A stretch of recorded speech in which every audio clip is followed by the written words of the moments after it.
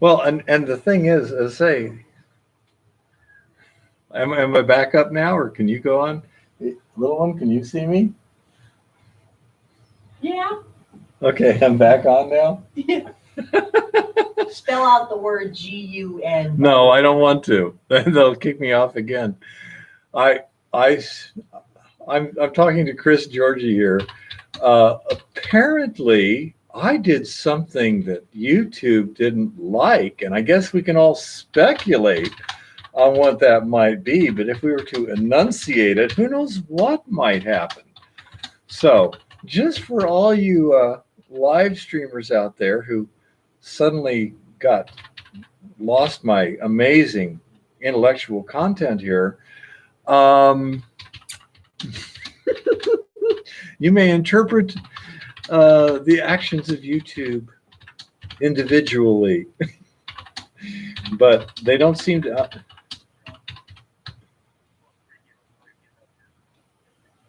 Oh, really? It's messing me up now?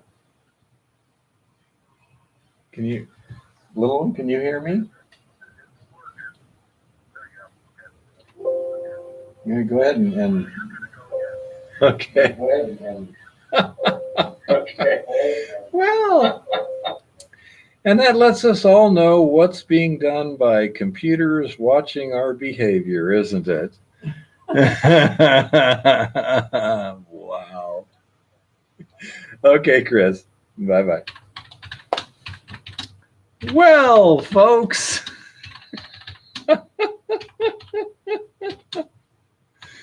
Isn't that interesting? Well, I guess we all learned something there that is kind of concerning on a theoretical level. Show and tell. It's an aluminum soda can. Oh, yes. Copyright strike. Yeah, it said live stream stopped for copyright violation or a violation of community guidelines, and then it got that's specified. Is it even on the? Can you go to? Oh no, it's been removed. Yes, you got your first strike. It's been removed. The video has been removed. You got your first strike. Wow! Isn't that special? For the next 2 strikes. Man. Yep. Yes, Terry. Well.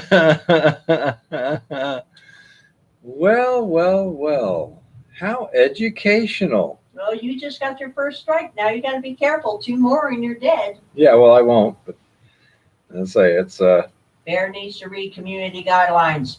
Well, when you have certain YouTube channels, which I've seen for years, that are substantially less. They show a lot more than what I was doing right there.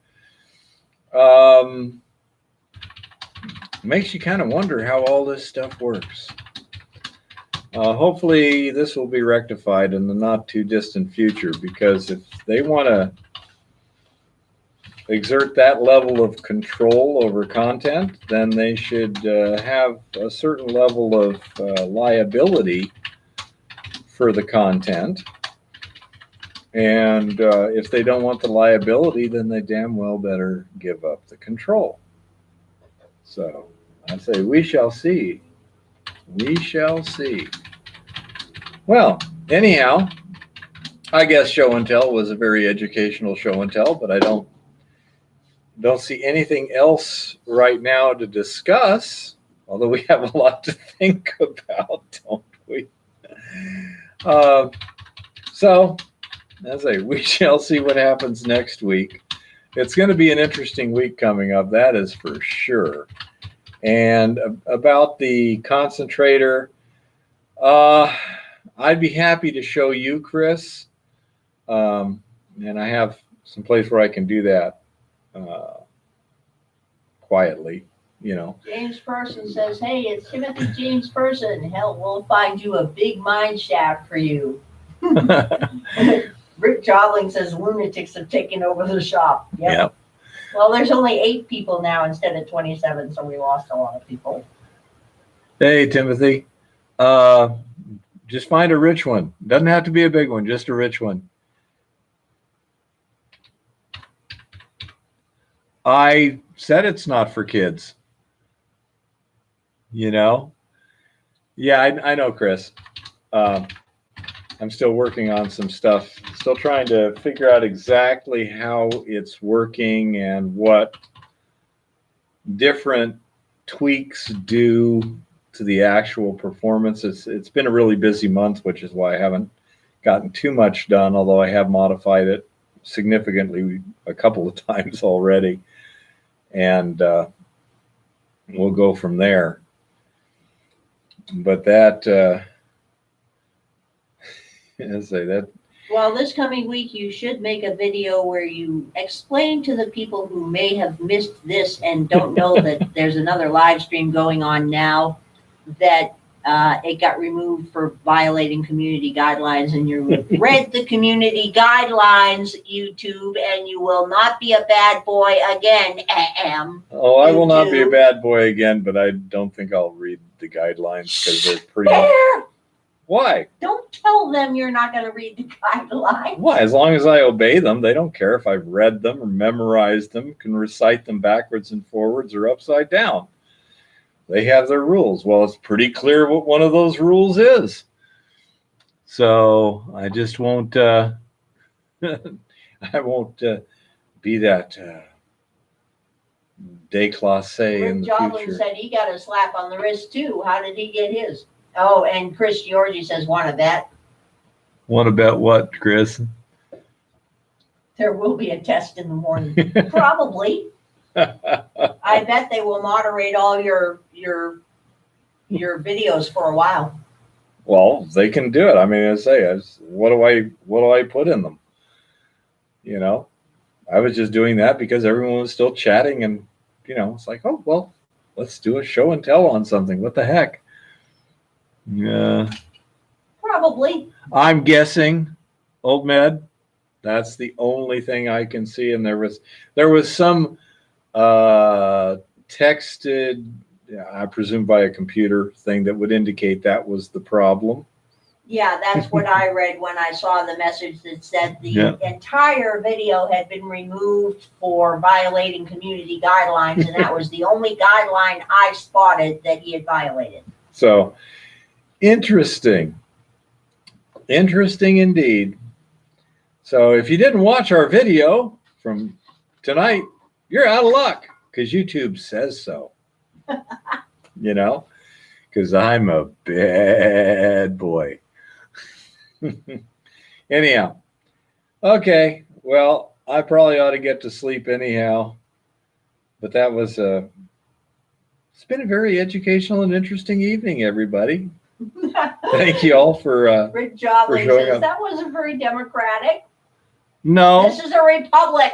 Who was it? Wasn't it Lauren Southern that said gang rape is very democratic? It's nine people voting against one. It's like, Lars wow. Moeller, can I send you some sulfide ore from a California mine? I think it has gold. Yes, you can. Give me your address. Did you get my address earlier?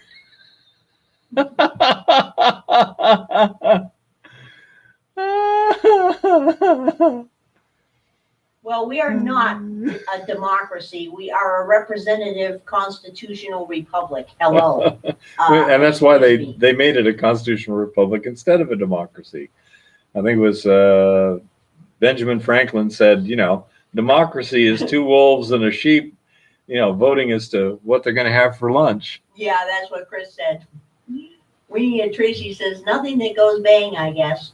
Yeah, pretty much. That seems to be the case. Although, considering certain other YouTube channels, I'm wondering why.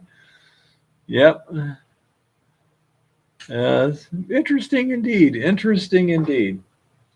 But I do think the tech giants are likely in for a comeuppance because they've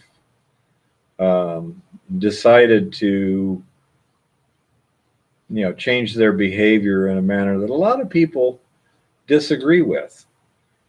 And since we do live in a representative republic, other people have something to say about that. And depending upon how things go in the next week, they may find out exactly how Jolly much. says mayhap some blasting caps next week. I wouldn't risk it. Yeah. Not so impartial parties. Yep. Imperial parties, perhaps. Yeah. So that's the thing is, I don't know how Quite true, Alt Med. We do not wrestle flesh and blood. Put on the whole armor of God. You got it. Yeah. I say, Hi, Lemming Herder. I don't think they understand the basic concept of you can't have it both ways, and especially when you really annoy a lot of people, and not just annoy people, but frighten people. I mean, what just happened was very interesting in terms of, I doubt that a human being was involved, and therefore, Because it was so immediate. They've got to have image recognition. Tracy says there is no First Amendment on YouTube. Now, if you want to get really technical, you're right that there is no First Amendment anyway, in the sense that all the First Amendment says is that Congress shall not make laws concerning the infringement of speech. Yeah. Well, the thing is, YouTube is trying to say, it's kind of like if you were a restaurant and wanted to serve alcohol, but you're saying, but we're a restaurant, not a bar, and therefore we don't need a liquor license. You've got to choose. If you want the liquor license, if you want to sell liquor, you have to get a liquor license. If you want to control the content, then you have to take the responsibility for controlling the content. If you don't want the responsibility, then you can't control the content. And that's, they want to have it both ways. I don't think it's going to work. Yeah. Yeah, exactly, Chris. That's what I'm saying. They're trying to claim their content, not content providers. They're just a service, but then they're controlling the content. Pick one. You can't do both. So we shall see what we shall see.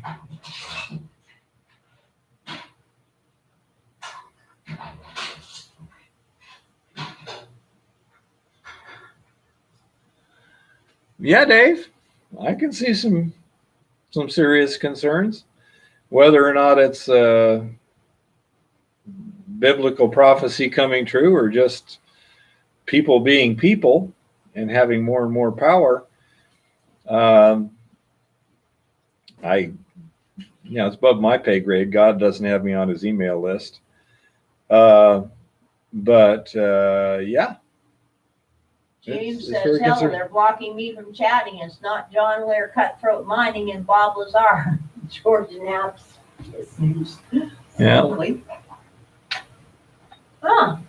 A lot of friends of me in Australia are now starting to use MeWe. Well, we are looking for other platforms for Bear to stream and post videos on. So if anybody has any that they would like to recommend for me to research, not to kill the YouTube channel, but in addition to the YouTube channel. Yeah, and we just copy everything over there. But yeah, I agree. I don't like the situation as it's exists. Chris says from we'll a talk philosophical offline. point, yeah. And well, I'm going to make a note of me. Well, the nice thing about electron media is very easy to duplicate stuff. So it's easy to run two platforms at once. A lot of people are. I'm really quite surprised at what Tim Pool gets away with. Dee Dee says, at least you're back on. I don't understand why they deleted your live stream when there's tons of videos showing and using weapons, making components, and you were nowhere close to what they do. Yeah, I presume it's because a computer did it. And because I didn't fit the category, then it just automatically, it sees a gun. I'm not supposed to have guns. Boom, done. I don't know. I don't make the algorithms. I don't know how they work, but yeah, it was pretty interesting. Yeah, you now have a strike. That is interesting. Yeah. Well, I'll say if they want to play this game, I think they're going to lose. Lars says it was your shirt. Oh, yeah. Well, okay, it's a possibility. It is kind of, kind of scary. 50-50 chance on that one, Lars. The bolo tie is scarier, trust me. Oh, man, that's harsh. That's harsh. Okay. Perhaps now. Lars says it's too high class. Perhaps now we're safe. We shall see. Bringing it, Tracy says Justice Department sues monopolist Google for violating antitrust laws. Things are heating up. Absolutely. Yeah. As I say, it's going to get interesting in the near future here, and I think a lot of things are kind of on hold at the moment until certain things are decided. I'll be very careful what I say. It says Hard Rock University. I live in Columbia. Well, hello. The Buritica mine was found. What? Where? The Buritica mine. Last Minute is curious about how the Buritica mine was found. I'm not familiar with that mine. Do you want to look it up real quick? Now, Bear. He was going to look it up real quick. Let's see. What type of surveying is required? Area, etc. Well, it depends on. He was looking up what kind of a mine the Buritica is. Is it a large? It's a gold mine. Is it a large open pit? The government hopes will reduce production of gold by 25%. Well, it's obviously a large mine then. Yeah, it's. Is it underground or surface? Well, let's look on Continental Gold's project page. Yeah. Flagship high-grade gold project located in the Middle Cauca Belt. Feasibility study. No. Initial capital costs $389 million. Resources 2.71 million ounces. 8.4 grams per ton gold, 24 grams per ton silver. Well, that's of a grade that it could be underground also. 11 grams per ton. Over 10 kilometers of underground development completed. Trial mining stopes. Okay. Successfully extracted by long hole. Okay. It does not say Sounds how like a it big was discovered. Underground mine. Doesn't say I was discovered with something like that. You can't really tell, but a lot of times artisanal mining and prospectors in the past located gold in the region. And then there's a lot of vegetation there, so it clearly wasn't just somebody looking at the bedrock easily.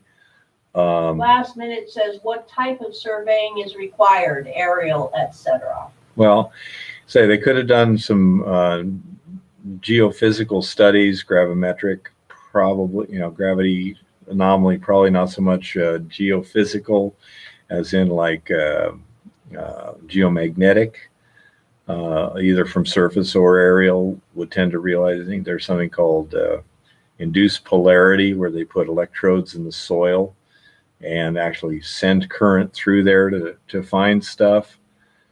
And Altmed says, do you need a mine manager? I wish. That means I'd have a good mine. Especially if Trump, I think she's talking the Last Minute. Yeah. Especially if Trump should win, I think there will be some big changes coming So, to Google and others. That's kind of the various thing. Once they've determined that there's something there, then they will generally drill it. Last minute says, thanks, was wondering about geomagnetic sensors. Yeah, geomagnetic and induced polarity.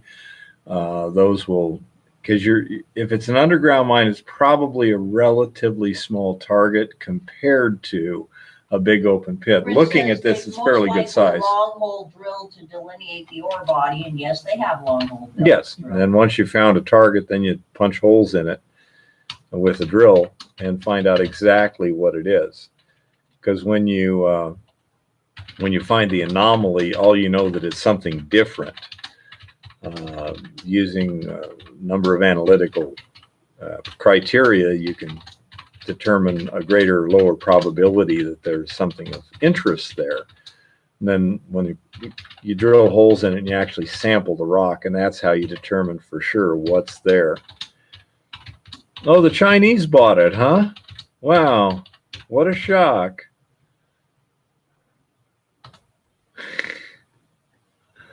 Oh my goodness. And geomagnetic will generally show an ore body of this size, yes, and you can wear geomagnetic sensors in a backpack. Owned, and now the Chinese bought it for $1 billion. And so as a guy just literally walks up and down the hill with a particular backpack, and it'll do all the monitoring of the geomagnetic field, a GPS of where the backpack is, and then the computer can draw a three-dimensional map of what's underground to some extent. To get that deal, good question. Well, they may not have extorted them. They may have just bribed them. Who knows? You know, $1 billion for a mine with that number of ounces coming out of it? That's a lot of money. Yeah. A Canadian company owned the mine land called Continental Gold. Yep. Yep. I was on their website page a minute ago. Yeah. Yeah, Eva just looked up in there as promotional thing on their website there. Yeah, the Chinese are being kind of interesting lately. There's a YouTube channel. Asked a question here. Okay. What are your thoughts on processing floor dust in old gold mines? It doesn't hurt to try it, you know, sample it and see what it is. But they were also moving waste, so as a general rule, it's not going to be that much better than your average ore grade, I would think, unless there was a particular haulage that they used only for ore and other haulages were used for waste. We did do some floor samples up in Montana and didn't see anything impressive. Yeah.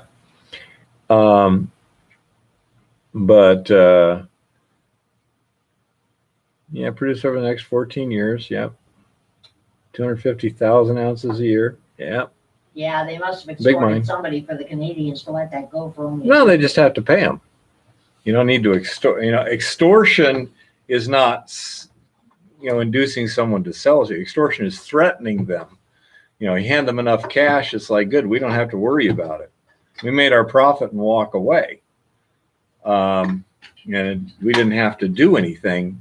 That's look at Rosemont down here. They've spent hundreds of millions of dollars and haven't been able to turn the dirt because of the regulations. Well, not regulations, sorry. Lawsuits from environmentalists. They've got all their permits.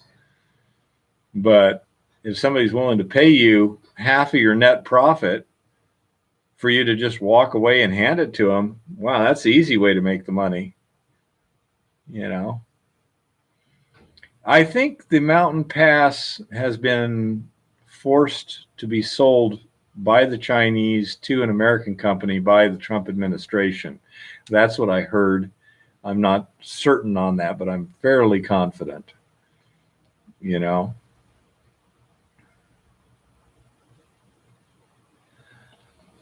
Yeah, you're smoking, joking. Yeah, test your waste dumps and potential mill tailings to see what's there.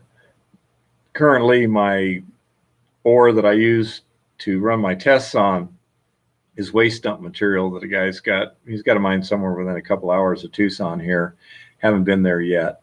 And he just brings me the ore and I process it and give him the gold. And I have stuff to run tests with. And, you know, he pays for assays and I get free ore to test. It's great.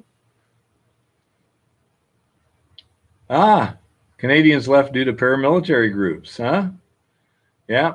The Chinese won't have any problem with that. They'll just shoot them. Yep.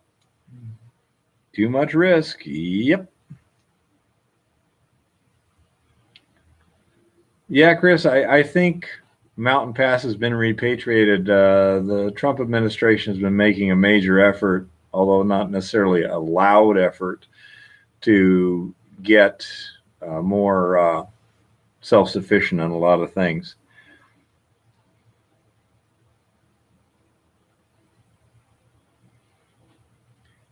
Last minute, I'm not certain as to why there's so much large nuggets out there.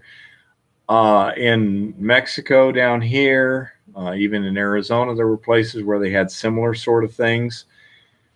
And what they were placer deposits that have been eroded over the years, and the gold just left sitting on the surface. And just south of here in Sonora, in El Boludo, I think the biggest nugget found in recent times, this is about 1980 or so, was like 7 kilograms. You get some large nuggets in Alaska too. You know, found by metal detector. But when they first found that area there, they had people that were literally just going around and picking up nuggets that they could see back in the 1800s, and they were getting like 5 to 10 ounces a day per person. And that's from aeolian erosion. The wind blows away the lighter materials, and the gold is left sitting on the surface. Smoking Jokin says, is it true if I use a chain mill, it'll dust the gold too fine to pan? Not to my belief. I have an impact mill, and it certainly doesn't do that. But I use a different panning technique than most people do. The gold in hard rock is of its very nature so small that it's very difficult or impossible to pan using conventional techniques. It's not necessarily a product of the milling process itself. It's because the gold in the rock is so fine to begin with. Chris points out chain and flail will tend to ball up gold, so be careful when panning.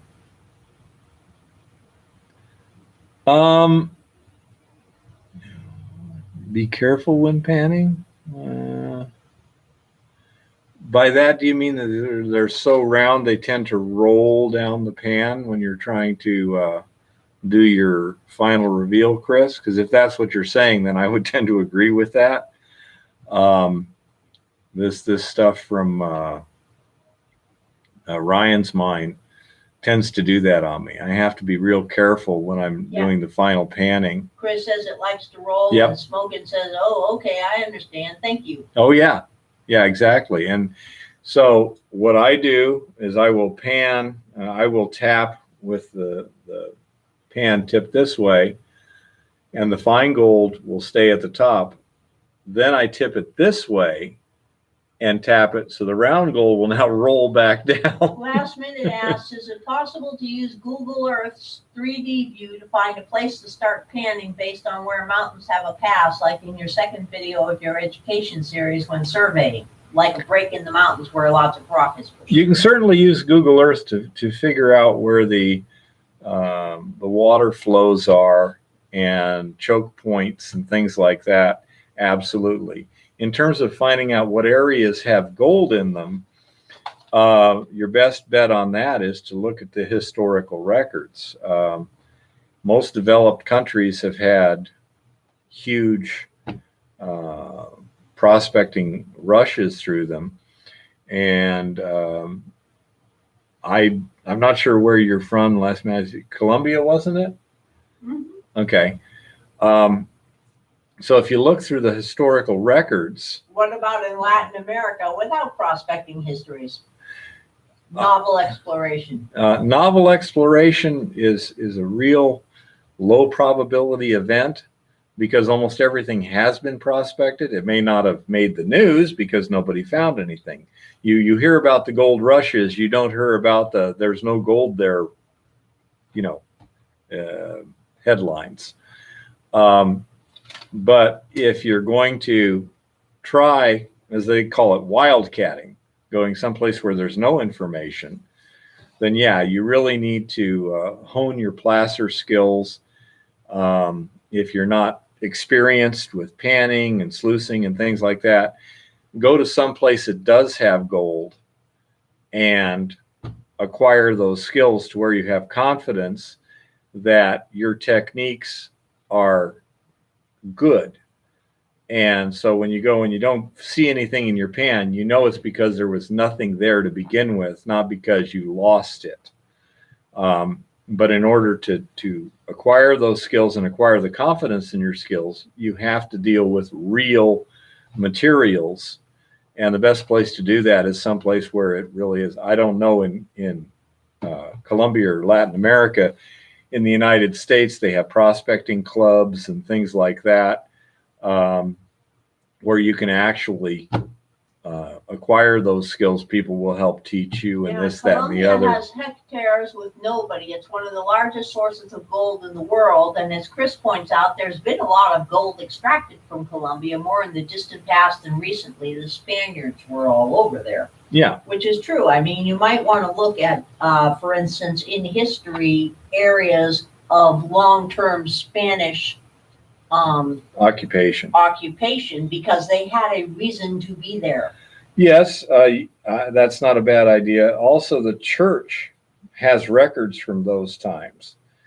In Mexico, I'm not familiar with Colombia, but in Mexico, there was a big change. I think it was the Franciscans and the Dominicans or something. One lost favor and they were told to leave, and the other ones took over. And so you may not have the records from the group that was actually knowledgeable about such things, or maybe partial records, but the Catholic Church definitely kept records of wherever they were getting gold and silver from, to the best of their ability. They wanted to know that stuff. And so you might be able to find information in old church records, etc.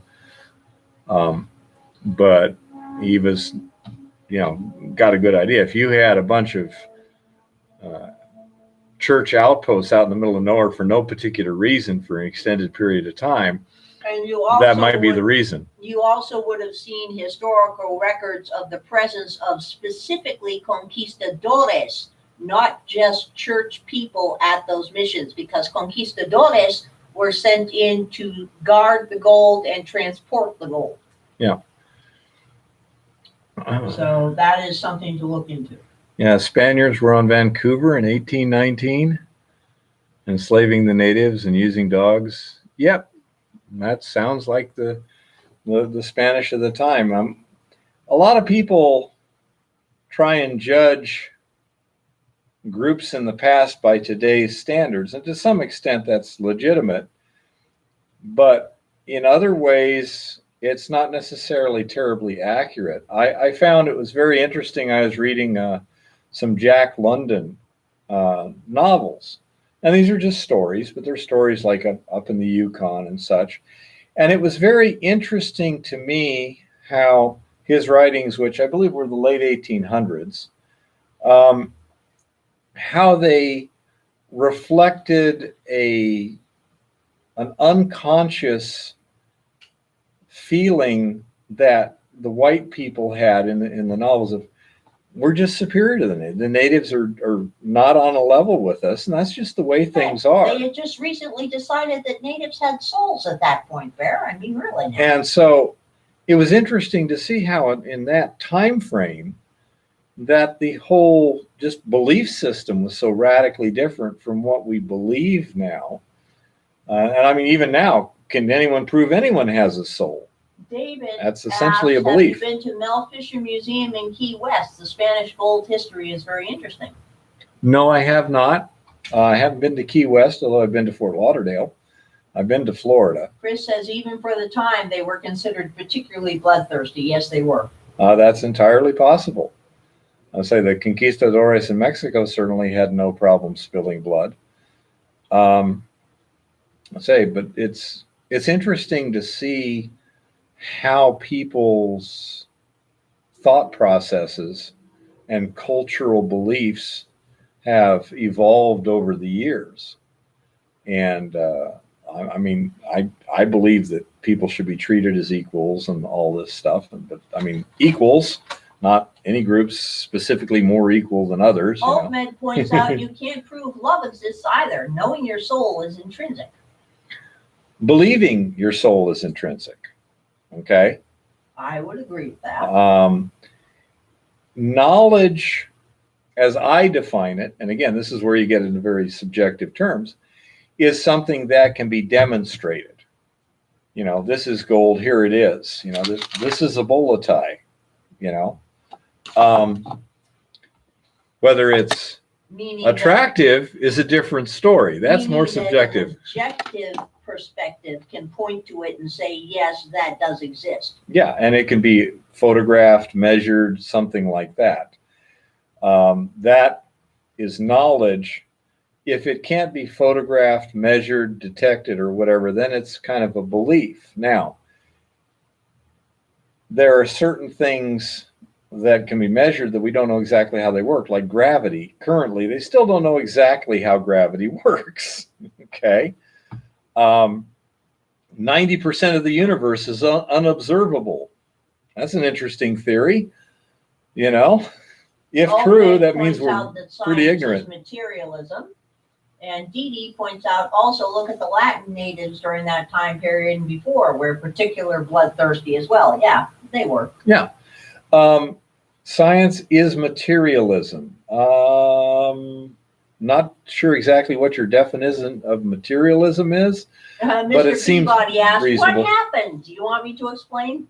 Yeah, apparently some objects that appeared in the screen were considered not acceptable to the YouTube algorithm, and therefore YouTube decided to terminate and sequester my live stream where it's not visible to anyone. I don't know if it's been permanently eliminated. It's been removed. They said so. Well, what does removed mean? I mean, I can delete something on my computer and then I can undelete it. That means that they removed it. Yeah, I say, does that mean it's been obliterated in cyberspace or simply sequestered in cyberspace? I think they'd sequester it because they don't like destroying information, because information is power.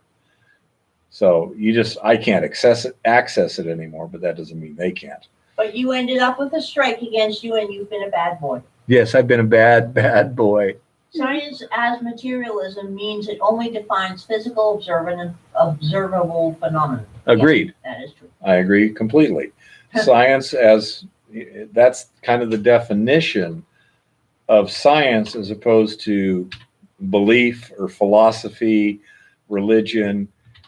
When you get into if you can't measure it, like you mentioned, love, well, how do you measure?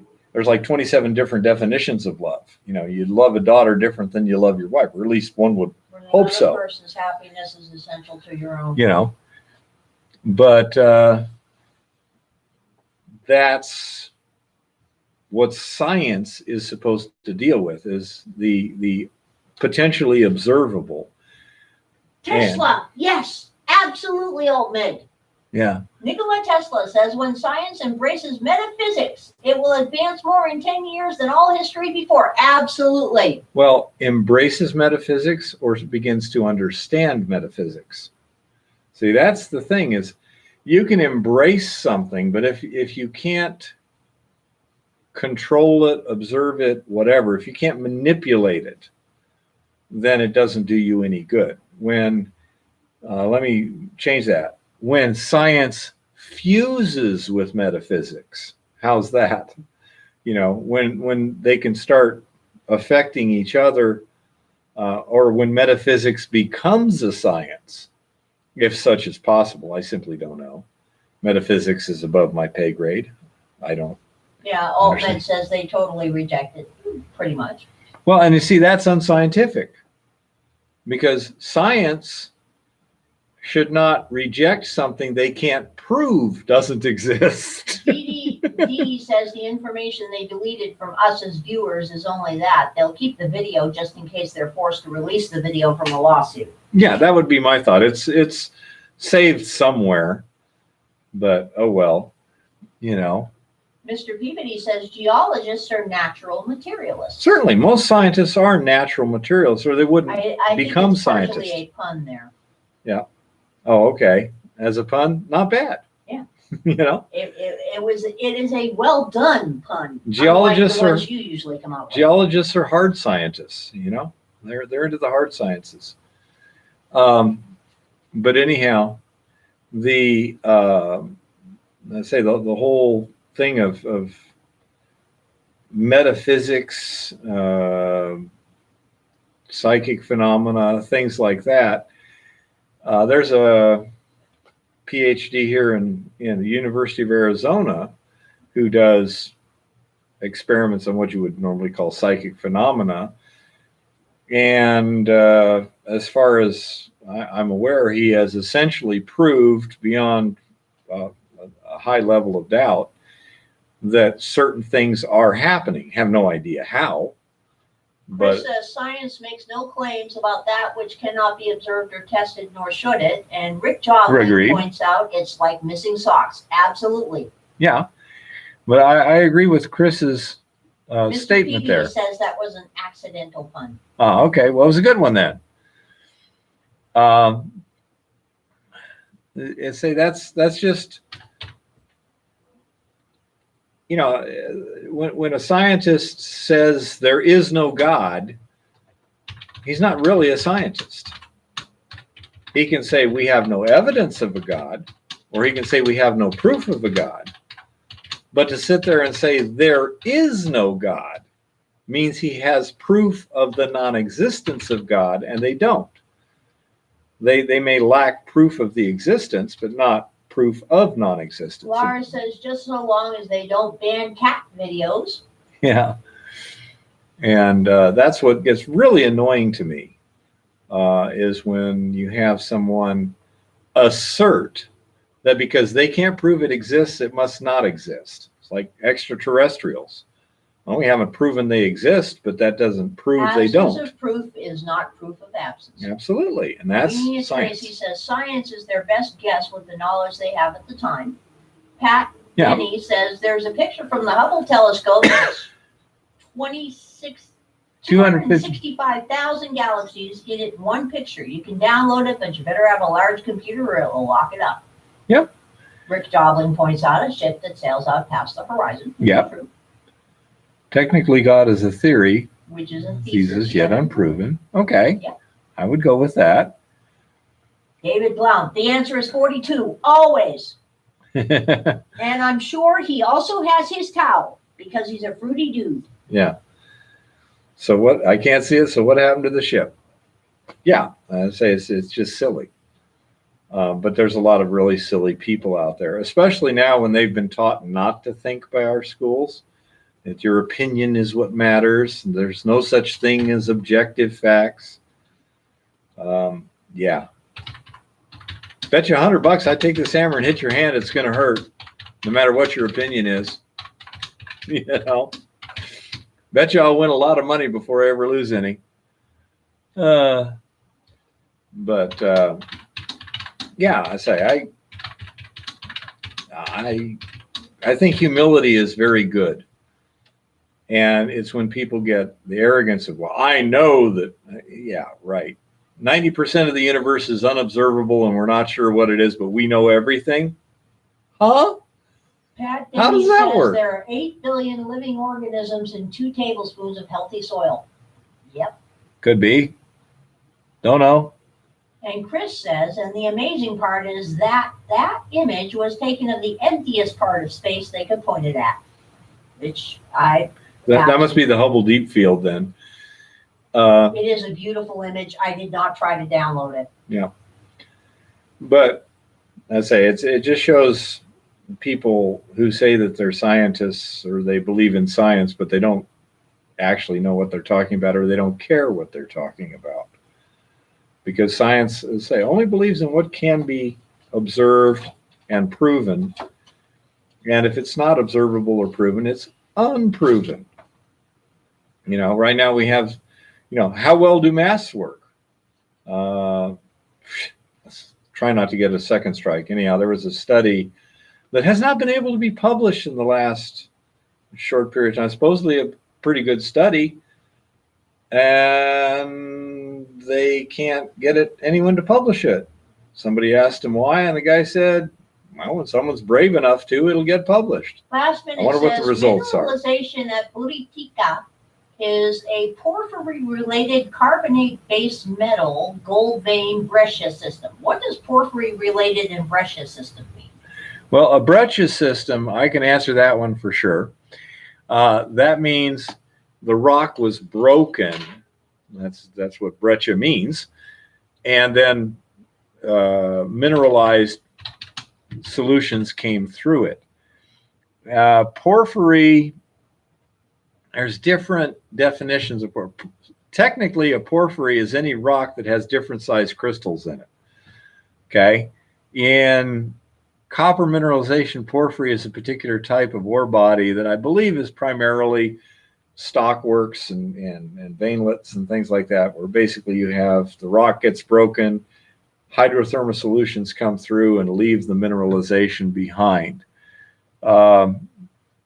Carbonate base metal gold vein breccia system, I would assume, and I'm doing a little guessing here, Chris will probably He's weighing in right now. Yep. And David has a question for you when you're done. Carbonate base metal means that the base metals are in carbonates as opposed to sulfides.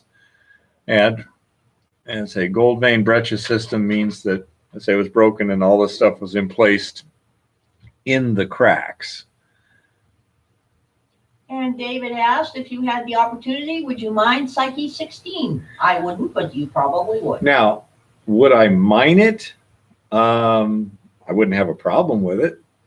The materials being transported to Earth would probably be uneconomic for the base metals and stuff. For the more precious metals, it would just destroy the value when it got here. So it wouldn't be terribly profitable there. I would take small chunks of it and sell them as specimens.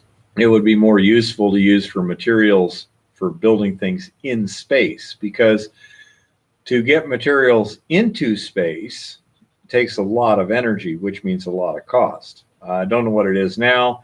Back in the days of the space shuttle, it was $10,000 per pound transportation cost. So obviously your aluminum, your steel, or whatever is not worth nearly that much. Transportation is your whole thing. Smoking says, critique my plan, please. Sample ore piles and floor dust on mines that were last active in the mid-30s with a small mobile chain mill on a UTV in the El Dorado area of southern Nevada. Sounds pretty good to me.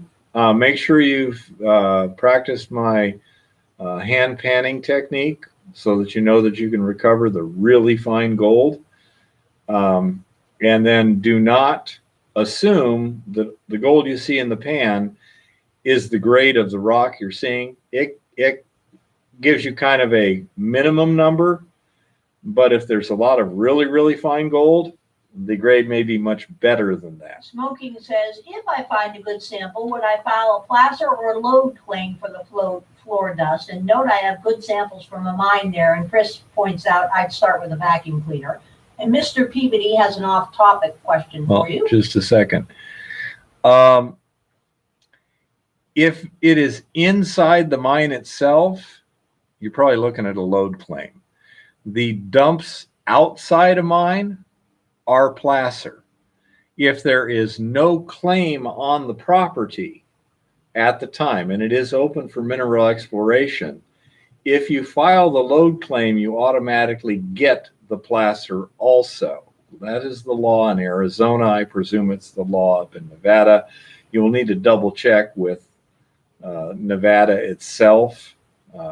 their mines or mineral resource geological survey, something like that. And Mr. Peabody says, off-topic question, have you worked on a porphyry copper property? Do you have anything in your playlist on this topic? He's about 40 videos into the main playlist. Not a porphyry copper property, no. I've only worked open pit heap leaching is basically what I've done. There's no actual videos from when I was an operating miner. Most of my videos relate to precious metals exploration, almost exclusively gold, on a micro scale. And most of the exploration is done at old gold mines that are being explored to see what values were left behind. Chris said you technically want to file a placer claim to cover all the materials on the surface, then get the lode mine after. That's one way you can do it, but the placer claim has to be filed by cadastral survey, and the lode claim can follow the lode. Not the case in Nevada that I'm aware of. You'd have to double check on that. Yeah. Lexi says, oh, you're back. Yeah, we're back, Lexi. Yes, I was a bad boy. YouTube said naughty, naughty. Yeah. Dee Dee wants to know, ask Chris here, do you want to know whether we need to file both lode and placer at the same time? Not in Arizona. And say if it's open ground and you file a lode claim, you get the placer also. Okay. If you file a placer claim, then you do not get the lode. But you need to check in your particular state and see for sure what it is there. The dumps from a mine that has been dropped and become open ground, those dumps are placer. They are defined as placer.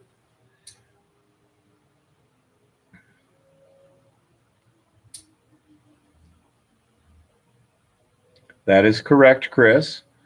But I say if you file lode claims on open ground in Arizona, you don't need to file the placer because it encompasses the placer that overlies the lode claim. Different states may have different rules. That's how it was. It's like, because lode was preferred legally back in the old times. You know, that's what they were trying to get people to mainly go for, or well, preferentially go for. And so if you file a lode claim and then somebody got placer on top of you, it could really screw you up. So that's why they said, okay, if you file a lode, it's open ground, you get the placer above it also. So, of course, rules change from year to year also. Well, now you have to behave and make sure you're not that again. Good luck on that one. Dee Dee says, okay, looks like I'm going to file a placer claim now over my lode claim. Doesn't hurt. Yep. Yeah, Chris says, not sure how BLM would look at an abandoned shrink stove in Nevada. Good. I understand exactly what you're saying, Chris. And I have no idea. You'd have to ask You never know how and BLM get the looks. determination in writing. Because if it isn't written down, it didn't happen.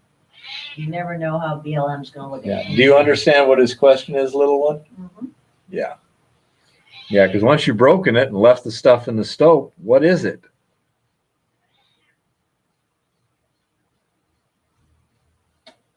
Yeah. Since I'm drinking the whiskey, I'm taking the tacos or they'll meet my little friend. Yeah. Oh, well, it is getting pretty late now, folks. So I'm going to have to go. We just set a new record of what, 4 hours? No. Yeah, well, No, 5 three that- hours. The 5 that they made disappear don't count there. Sorry. Yeah. Well, I'm sorry. It's not my fault that they didn't tell me that I couldn't do what everyone else on the planet seems to do on their channel. Mr. Peabody says, thank you for the great answer. Also, I wouldn't rely on any data from the dust survey. Personally, I think it's a good, cheap way to confirm the presence of gold. I would agree. It says, you know, basically there's some there, but you really need to sample the bedrock itself.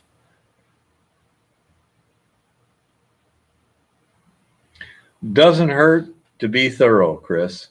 I agree.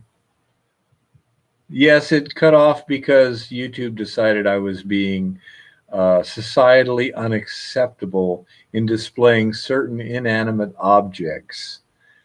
And I don't know why that's a problem on my channel, but not on other channels. Maybe it's only on live streams. I have no clue. They say I violated their terms of service. I suspect I didn't. Their community guidelines. Yes. Well, their community guide, whatever the hell they call them. They're arbitrary rules and capricious policies. Be sure to let everybody know that you'll be on again probably next week at 6. That's what we're shooting for. Yeah, we're going to try for the same thing every week, 6 I'll o'clock. let everybody know. Then hit end stream. Okay, hi guys. What we're going to do right now is currently Arizona is on mountain time. We do not do time zones. Everybody around us did time zones. So Bear is going to be aiming to be on at 6 p.m. on Sundays, mountain time. He is going to set a reminder the way he did this week so that, you guys get a heads up. And if anybody has any questions that they think of during the week, write them down and ask them when we start so that you can get all kinds of answers that you want. If you want to email him detailed questions, you can email him at hardrock.u, that is HARDROCK, the letter U, at outlook.com. And that's it for this week. And I promise I will read the community guidelines, YouTube. I will make sure that Bear reads the community guidelines. And he will not be a bad boy again. What'd she Good say? night, everybody.